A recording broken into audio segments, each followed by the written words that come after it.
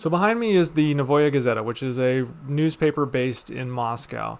The headline says Russia did not take off, and the subheadline says why airfare prices will rise and flying will become more dangerous.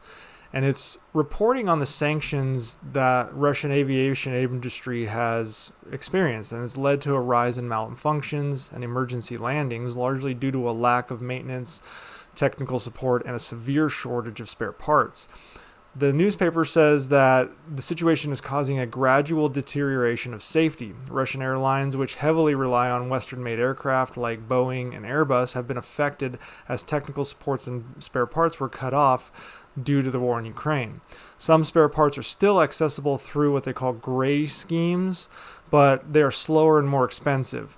This also impacts Russian-made aircraft, which rely predominantly on foreign-made components. So even the internally made Russian aircraft are using Western components. The aviation industry now depends on spare parts from countries like the United Arab Emirates, China, Turkey, and Iran, but those parts take longer to arrive and are more expensive. The Russian government prepared for this by allocating 172 billion rubles, or about $2.1 billion, to compensate for these problems, but it still is experiencing major delays and a massive crunch on getting these parts. Airlines are resorting to cannibalizing their own aircraft for spare parts, and the remaining planes are becoming less and less reliable.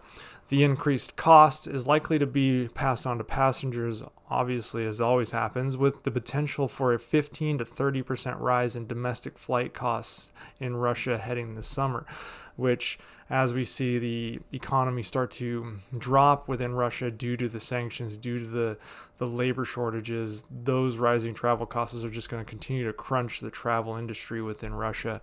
So again, yet another sector that is being affected by the sanctions and Vladimir Putin's foolish choice to continue this war in Ukraine.